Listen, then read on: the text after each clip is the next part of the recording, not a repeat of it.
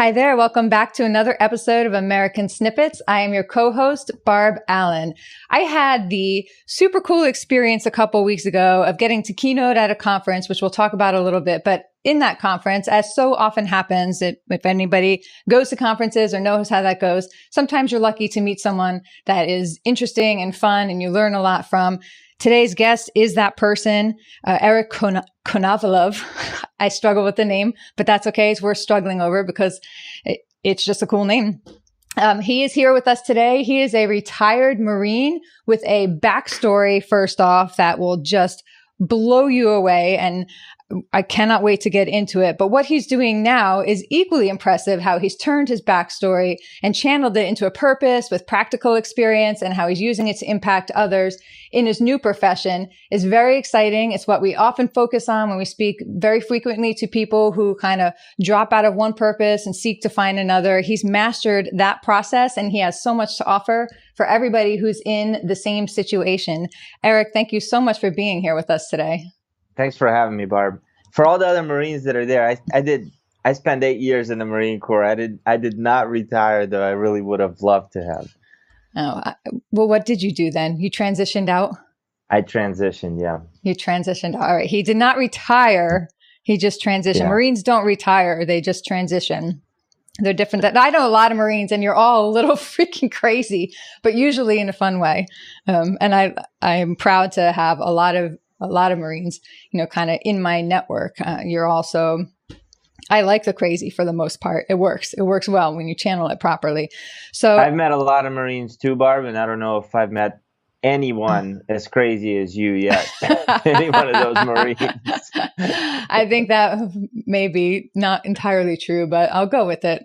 My son, by the way, was at the conference with us, and he got to meet you, and he laughed. He's like, "Mom, you're crazy. And your friends are crazy, and that's not a bad thing." He was quick to point out, but it was a good time. So Eric, let's talk first.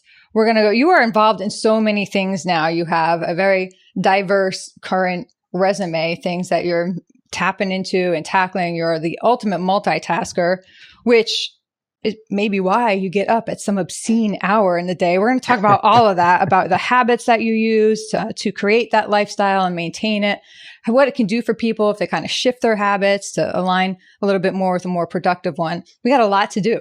So can you talk a little bit about your story? You are not an American-born citizen. I'm not. I was actually born in the former USSR. The country now is called Azerbaijan, down by the Caspian Sea. And we moved here. We were Jewish refugees from Russia. So I remember, when I was 8, my parents actually got a chance to get out of there, and we're standing at the airport, and the security guard kind of ransacked my mom's and stepfather's belongings. It was me, 3 of my sisters. Well, it was 2 stepsisters, my sister, and my stepdad, my mom. And he took all the valuables out and says, "You want to get on a plane, or do you want your stuff back?"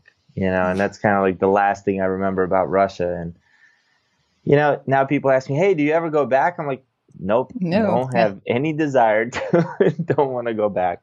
So I moved to Baltimore. I mean, we lived in So hang on. But I wanted you to touch on that, because you're like, you moved to Baltimore, but it wasn't just a seamless process. And this, I mean, obviously this is so relevant today, but how your family navigated that. Go ahead.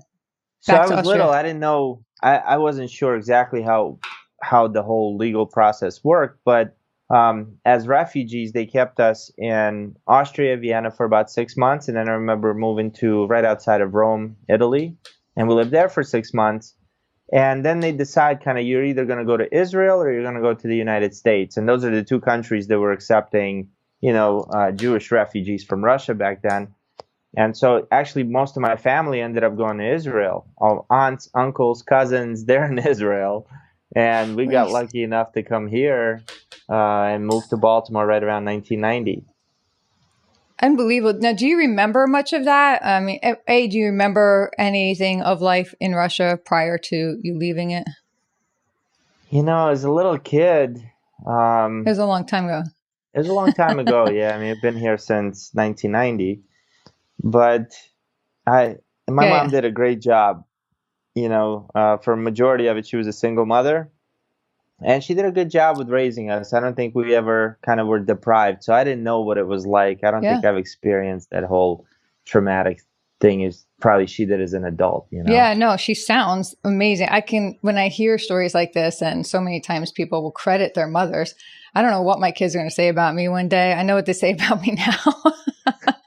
Or some of it, but I find those stories and examples of women who are single parents during any kind of tumultuous time in their life, especially, and navigate it so well to just be super inspiring. And I love hearing that story. So if your mom ever wants to come on one day, she could help us teach people too. So you settled in Baltimore, and then how old were you when you just said, "Hey, I'm going to go be a Marine"? So 17. That is And crazy to me.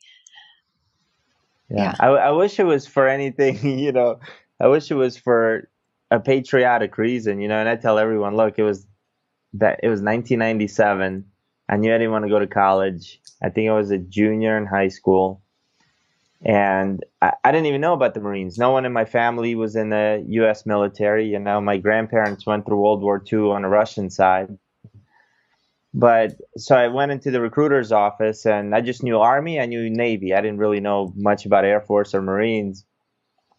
Can I curse on the show? Yeah, please go for it. So no, well, I'll tell you the story. So I go in there and the Army recruiter honestly looked like Peter Griffin. You know what I mean? As a 17-year-old kid, I looked at him and I'm like, oh, that's not what I want to look like. The Navy guy wasn't in there. No, well, this is the truth, right? The Navy guy wasn't in there. Air Force was closed. So I'm like, what the hell? I'm walking out and I hear from like the corner somewhere down the little hallway, but I didn't even know there was anybody in there. He's like, hey, what are you, too chicken shit to come in here?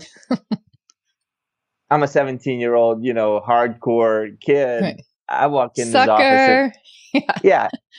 He's sitting there. I picture Johnny Bravo, right? His name was Patrick Griffin, and his call sign was Animal, right? So he's got this big name tape right on his desk that says Sergeant Patrick Animal Griffin, and behind him were like these pictures of him with. Now he's got his muscles had muscles coming out of his shirt, right? Veins popping out of his neck. The dude was like, I got a man crush right away. And behind them were like these pictures of him and his buddies on beaches holding big weapons. And I'm like, I got to do this. This is me. Yeah. So that was Saturday morning. That Monday, he shows up in my high school and every girl is like, that's all they talked about for the rest of the week. So that kind of sealed the deal. Sold. I'm like, all right, I'm going to become a Marine. That's how I joined the Marine Corps. Everybody's got a reason. And as long as you believe in the reason, you stick with it. You just commit. Yeah.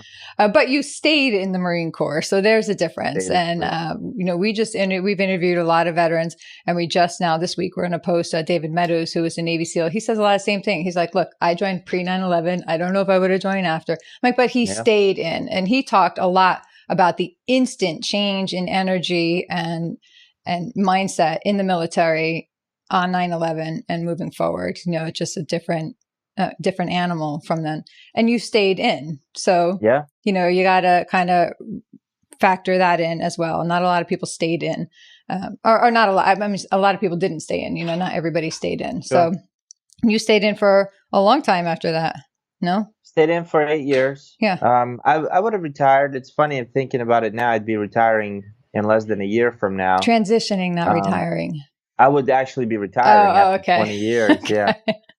And, so, no regrets. I think I'm right where I belong. I got 2 beautiful boys and a wife, and, that I probably would not have had, because that was my ultimatum if I stayed in. Good for her. Good for her. Yeah. Yeah. So, no regrets. That's good. And you do have 2 adorable kids. And I mean, you showed everybody pictures of your whole family, which was just adorable. I love seeing people excited about their families. That's what it's all about. But when you spoke at this event, you did something I've never seen before. And I mean, it's genius because A, it was genuine, but B, because honestly, nobody will ever forget that. It was your son's birthday. And you held up the camera and you had everybody in the whole room say happy birthday, Max. It was Max, right? It's Max. Yeah. Happy birthday. I mean, how did he like that? Oh my God, he loved it. I went Facebook Live and I had the whole crowd kind of, It was great. wishing him a happy birthday. He was pumped. He was very upset that I'm missing his birthday. Yeah.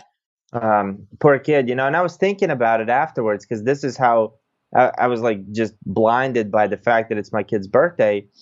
There were so many people, so many veterans in there who are retiring and probably have missed most of their children's birthdays, right? Here I am talking about how I don't, I'm here and this is special because I'm missing my son's birthday. I'm kind of insensitive now that I look back at it. I mean, my son, who hasn't had his dad for his birthday since he was 6, he told me all about how insensitive that was. He did. Oh my God, that guy. No, I'm just kidding. He did not. Yeah, he did not. Well, so no, totally the opposite. I knew I didn't like your son. No, I mean, this is something that I always try to take the opportunity to get past, just because one person went through one thing. I don't think any of those people in the room would begrudge you that experience or would kind of hold that against you. Because part of why they do what they do. And, even obviously I lost my husband, right? So I joke about it a lot because I can joke with you because you're a crazy Marine and you get it. But nobody begrudges anyone that opportunity or that moment or that experience because, to what end? That otherwise everything that everyone has gone through would be pointless. You go through what you go through so that people can have those moments with their family. I mean, that's when we see people do that, it validates any kind of sacrifice or that we've been through or struggles we've been through. So, get that out of your head. It was adorable and people will always remember it. That was super cool. Super cool. So there's one story that you told that I'm going to ask you to tell again here because it was funny, but let's just go through your current resume now and then we'll backtrack to how you got there. I have the list, but I think it'd be more fun if you say what you do. Cause I got these 4 items here ticked down. Once you run through them, see if you know them now as well as I do. Well, I probably don't. I mean, I had to write them somewhere once. Well, it all boils down to I develop people and I develop salespeople. So I'm a director of sales for a technology company. I have my own sales training and coaching company. I'm a life coach, but everything focuses on just developing people and helping people go from here to there, wherever there may be for them. Yeah. And I'm sorry that I forgot to grab my copy of your book. When I left my house this morning to come here, I was halfway here. I'm like, oh crap. I knew I forgot something. Right. And I had that feeling like, what am I forgetting? That's what it was. Your book is home on my little desk in my sunroom. I love it. It's funny, but it's a really telling book. And you point this out when you give your talk that everything in life is selling. Like whatever you're trying to do, you're selling something. Right. And you have to understand kind of how people's minds work and the power of building relationships and confidence and all that. And it was it's a good book to read for anybody, obviously in sales, but definitely not just confined to sales. You have like 3 different books you could write in that book. You could pick it out. So tell us the title of your book. Book is called Let Me Sell You Something. Kind of like Let Me Tell You Something with an S.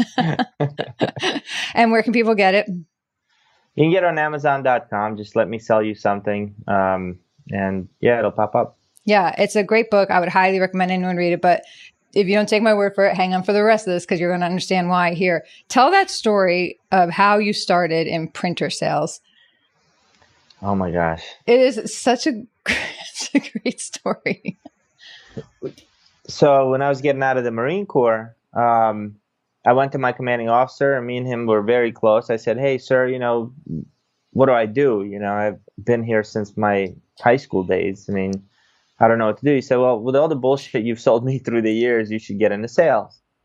So I got out and I started looking at every single job out there, and Aflac was calling me left and right, and all these commission-only kind of positions, and finally got hired with a copier dealership in Baltimore. So I remember the guy saying, my manager, Frank, he said, today you're going to go cold calling. And I'm like, well, what is cold calling? I had no idea what cold calling was. He says, you walk into a business and you tell them what you do, you be friendly with them and see if there's any need for what we do there. And we were selling copiers. I said, okay, sure. So I get in my car, I drive out, and I'm like, well, who the hell uses copiers? Like, I've never used a copier before. And I'm driving down the street. But yeah, and I had to sell it, passing, every business out there, not realizing that every company uses copiers. And I saw a Minuteman Press type of print shop. So I decided to pull in there And I got my ass handed to me by the owner because he knew way more about copiers than I did. And I just, I wasn't prepared for it. But it's been a long time since then. And I took some initiatives, learned everything I could, and, Yeah. a Do little more you know today. who Mike Rowe is? Who's that, Mike Do you know? Rowe? Yeah, Mike Rowe. We love him. I'm going to Sounds send you his familiar. stuff because once you find him, you're going to just track him. Like he's a huge success. He does everything. Does everything. He sings, he writes, he has this show on Facebook, which is phenomenal. He's hosted TV shows and all this. I mean, he's a huge, huge success. And he starts an initiative to get people back to work. College isn't necessarily the path for everyone. Why get into all this debt when you can go to trade? There's jobs people won't do, et cetera, et cetera. But he got his start on QVC.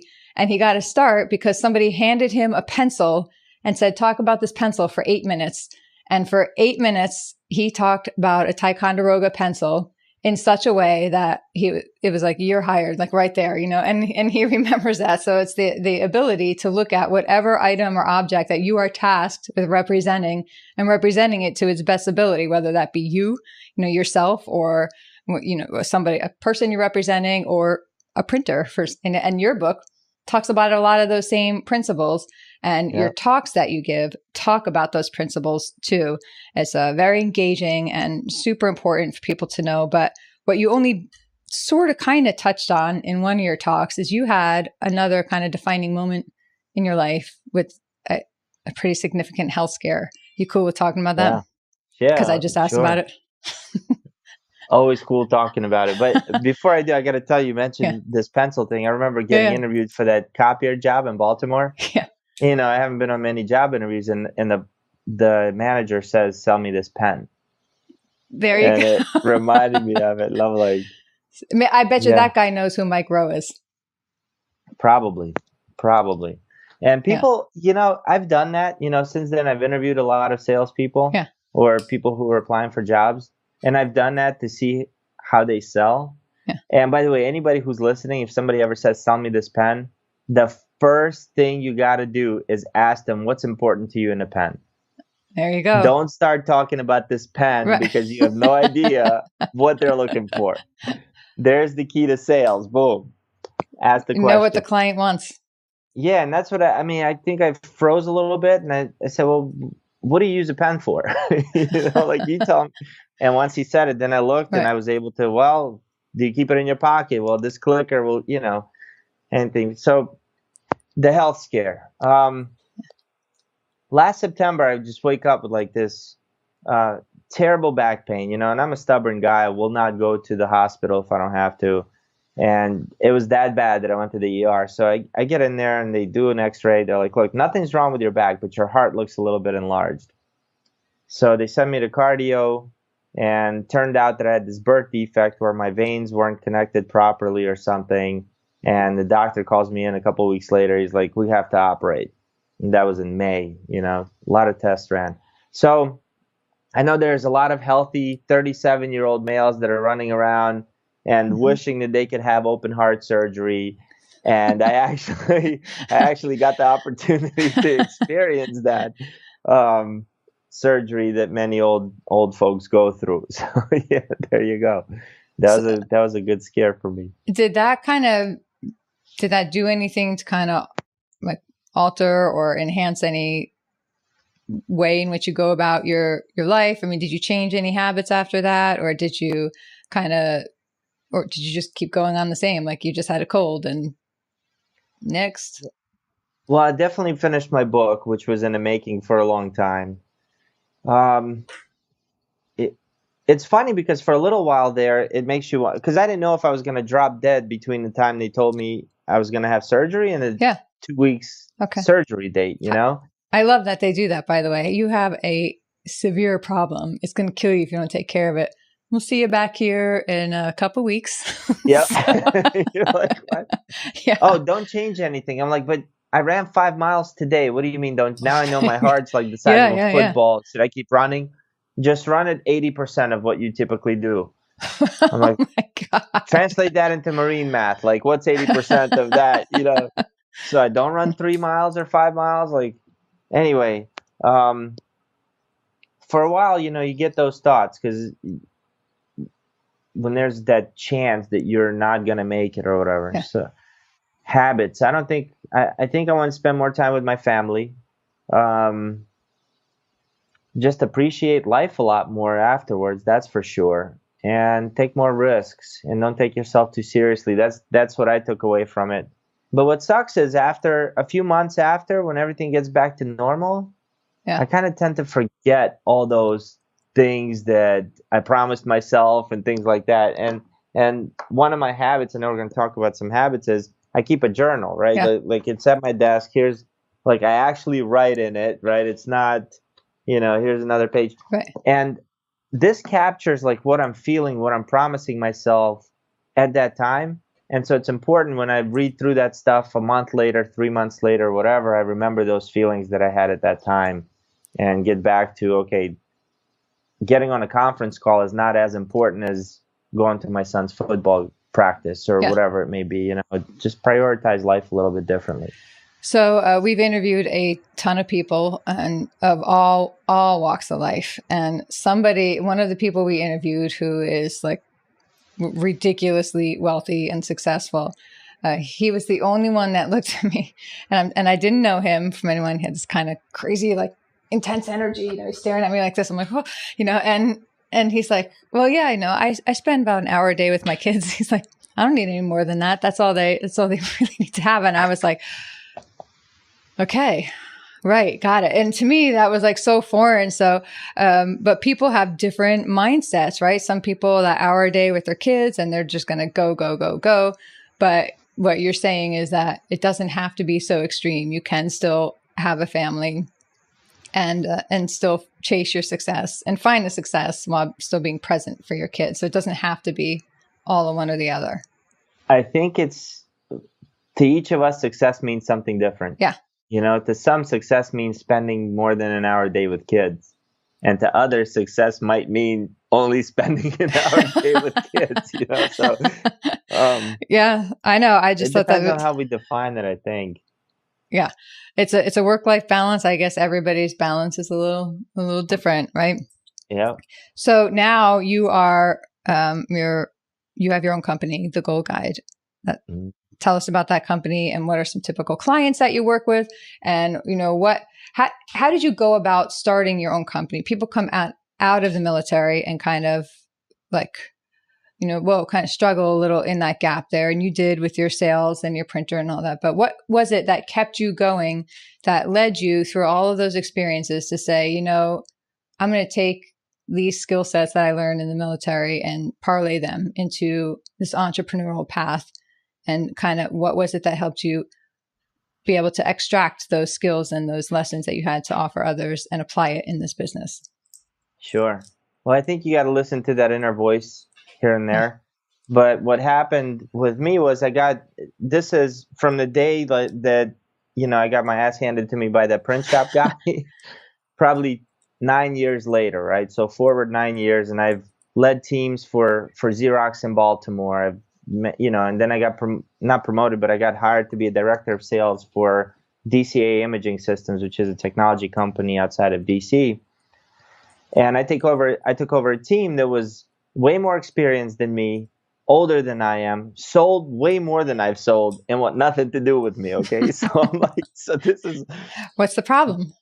Yeah, I'm like, hey, let's go left, and they're like, we don't even hear you, right? They're in the presidency, or why is this guy here, So I said, it's not them, it's me. What do I need to do to improve my leadership ability? And as I started researching leadership, I came across John Maxwell. Now, John Maxwell, if you don't know, he's like the world's #1 guru on leadership. Right. And he's got a certification program. Okay. Now, this certification program helps you be a speaker, coach, trainer, and just teaches you how to be a better leader all around. So I invested in myself, joined that team to be a better leader.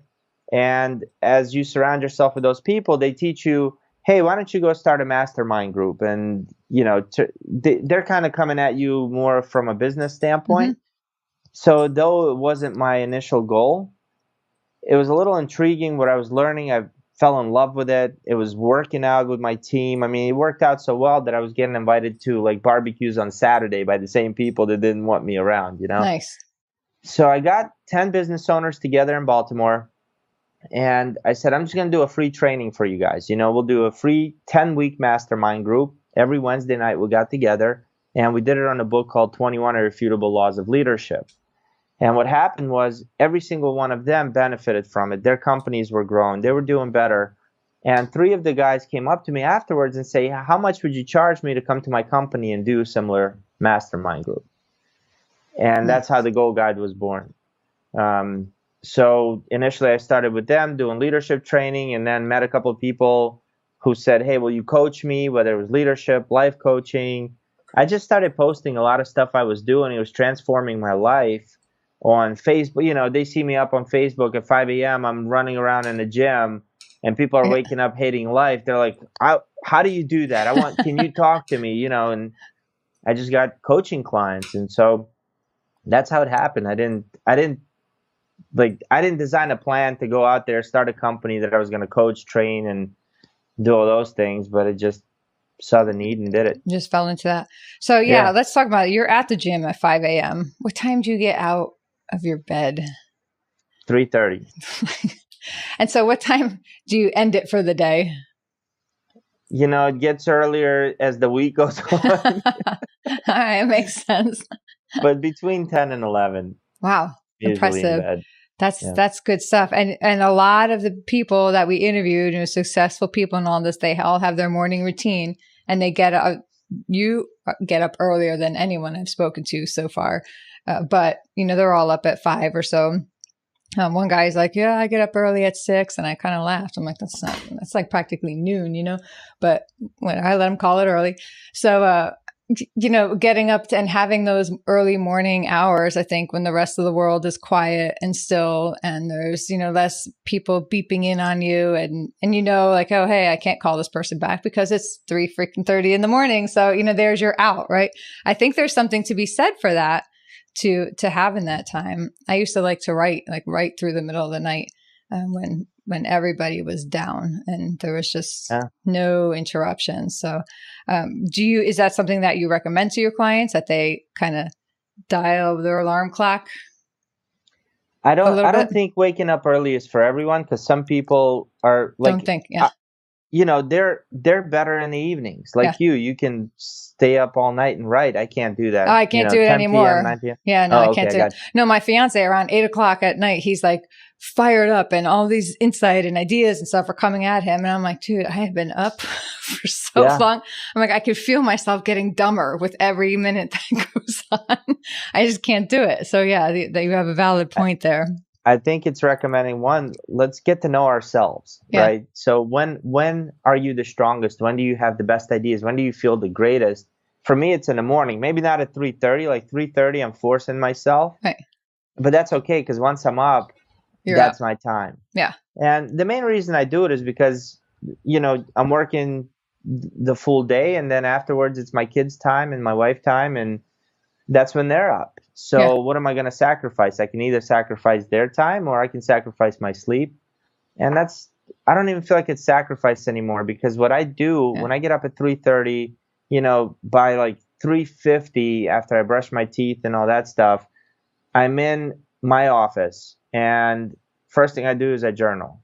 So I get the thoughts out. I write in this thing. And the first time I heard about it, I'm like, yeah, that's not for me. You know, I don't keep a diary, right? Mm-hmm. But it's the best. It's one of the best things I've ever done for myself, because I get all the crazy thoughts out of my head, and then 10 to 15 minutes I'll meditate, and then just that's where the ideas come, you know. And you just get quiet, and you're to your thoughts, to yourself. If I can read something, I'll read something. When I was working on my book, my goal was, no matter what, before I leave the house, I write 400 words minimum every single day. And, you know, it's just establishing those things that you look forward to waking up and getting out of bed. It gives you a reason to get up and get out of bed. It just works for me. And then I show up better everywhere else. Yeah. Do you work with other veterans who are transitioning out or have come out and are maybe kind of struggling to find a new path. Because we talked a lot about, when you have one identity that you live in for so long or one purpose that you live for, and then that is either removed from you or you just naturally shift. There's that, whether it's somebody whose kids go off to college and they have the empty nest and all they've done for all those years is take care of their children. And now they're like, now what? Or someone who gets divorced or experiences a death or transitions out of the military. Do you have any thoughts or insight to offer somebody going through a significant life change like that into how to kind of pull from one purpose and lean it in towards another? Yeah, get help. Yeah. Get a coach. Find out what programs are available for you. You don't have to do it alone because that can be super overwhelming. And veterans were so strong-willed that sometimes we look at getting help or hiring somebody to help us as a weakness. Like, I can't handle it on my own. And look, the fact is that even though you can handle it on your own, just know that you can handle it a lot better with someone that's either been through it or the programs that are in place to help veterans get out. So yeah, I'd love to work with veterans. And,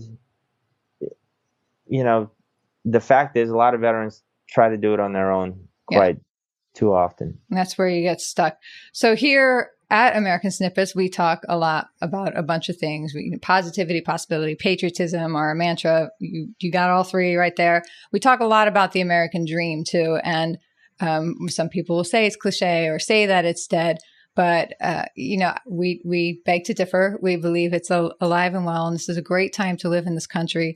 But what we have found in particular is that when we speak to people who are not born in this country, even if they came over here as a young child, who have parents or somebody older who remember what that's like, they're kind of raised with a different mindset.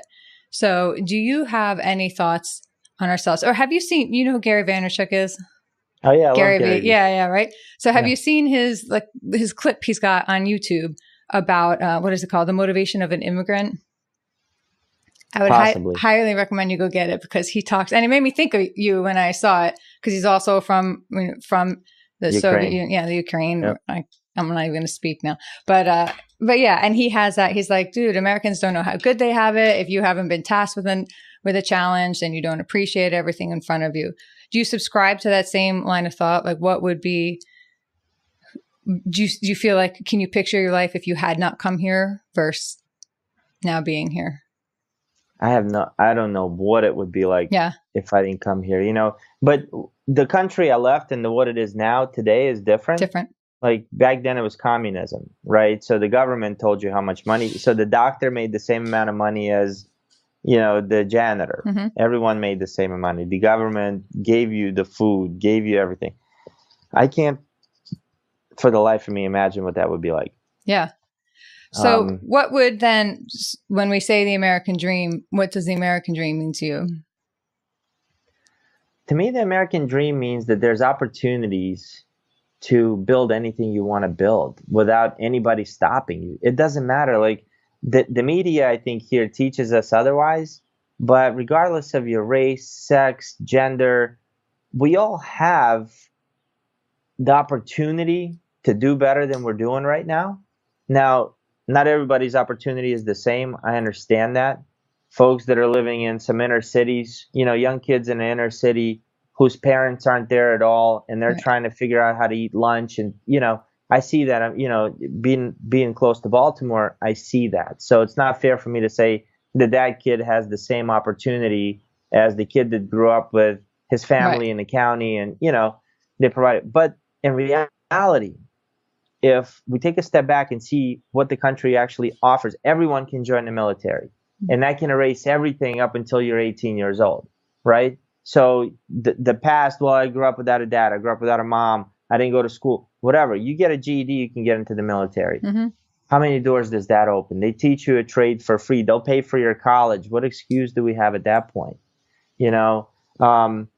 So for me, the American dream is there's no limit to what we can accomplish. There really isn't.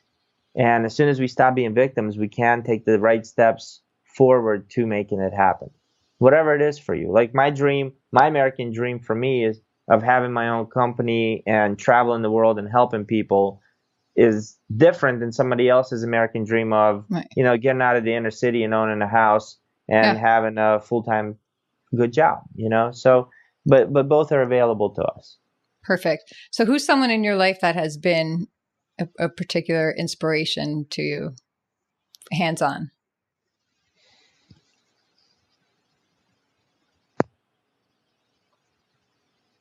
Someone in my life, there's been so many people in my life who have been an inspiration. It's tough to choose just one. Wow. I mean, you don't have to my choose mom, just one. Yeah. From my mom, obviously, coming up here to my in-laws, let me tell you, my mother-in-law, she's a physician here, but she came from Moscow. She went through medical school in Moscow. She was a doctor there. When she came here, the U.S. said, well, that doctorate doesn't mean anything here. Oh my God. She went through medical school again, Oh not my knowing God. English, okay, and became a medical doctor here, right? So you're talking about Gary That's Vee, talking really about cool. immigrant, the motivation of an immigrant, Right. there it is. That's truly an inspiration. She's had her own practice, and you know what? When the insurance company started screwing doctors, she said, you know what? I'm going concierge, meaning I'm going to now take cash for my services. And she has people paying her cash for being their doctor because she's an amazing doctor. Good for her. And so that's the American dream. Yeah. That's an inspiration. I look at that. Gosh, my grandmother passed away a couple of years ago. Went through World War II, was wounded as a woman on a battlefield, fighting for the Red Army.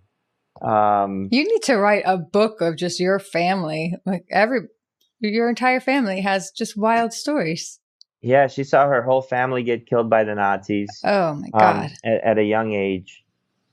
And what was amazing about her, she never said anything negative about anybody. Like, talk about positivity. She was Mrs. Positive, Wow. So I don't know.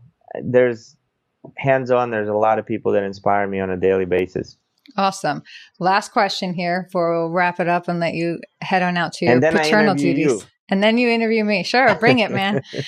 So if there was one person that you could call up today and would come over and spend the rest of the day with you and you could get to talk about anything you want, learn anything you want from that person, it has to be a living person who you've never met before. Who would it be?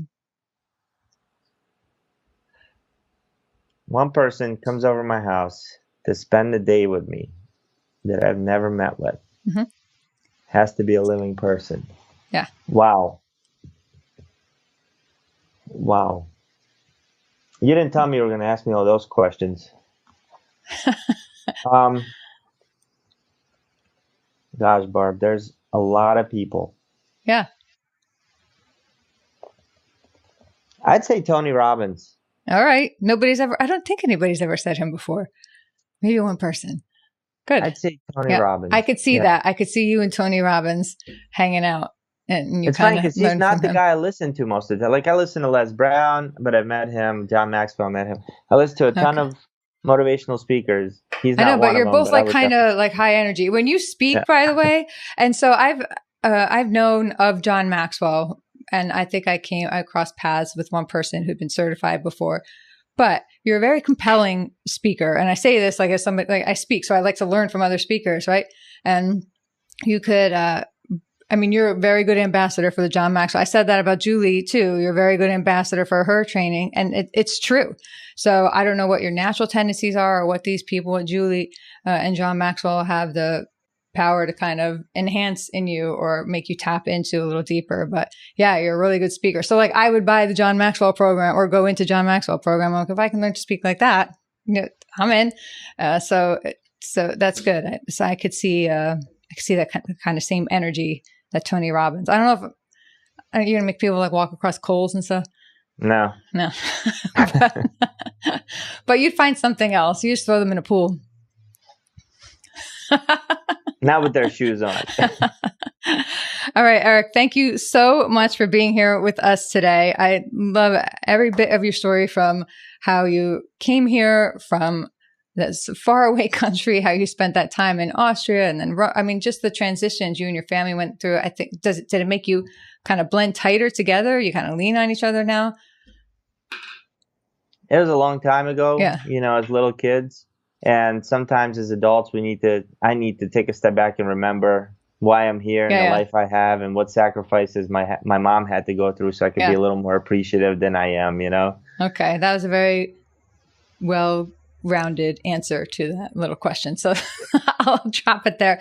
But yeah, I mean, it's a fascinating story. And like you said, your story is a reminder to so many of us that the things that we just kind of assume are always going to be here, the opportunities that we just take for granted, even growing up, however hard we had it as kids, we still didn't face what so many other children around the world face. And it's just great for all those reasons. Thank you for your service. And thank you for giving back in the way that you do now to help other people find their own new purpose. It's pretty cool. And we can't wait to follow you further down the road. If people want to find you online and find out about your company, get involved, hit you up for some of that coaching, where can they find you? thegoalguide.com. Goal, like you're trying to reach your goals, and guide, like a tour guide. They're the people that take you by the hand and get you to where you want to be. I am familiar with those. You're also on Instagram? I'm on Instagram. Everything's at the Goal Guide. Everything's at the Goal Guide. Okay, so yep. Google the Goal Guide and you'll find Eric Konovalov. Did I get it right that time? Almost. Konovalov. Konovalov. Oh, that's right. I actually wrote down Konovalov here, but then That's it. Konovalov. Okay. Can I just share with your listeners really quick? Yes. A story that cracked me up about you. So Maybe. two of us gave Barb our books, and she's on a plane a day later and takes a selfie like she's passed out in the book, saying, "Hey, I'm really enjoying reading your book." And made me fall asleep. I absolutely love that about you. Thanks for everything that you do. And your story is truly inspirational, because a lot of women would not be able to go through what you want to be as positive as you are. So thank you. Thank you very, very much.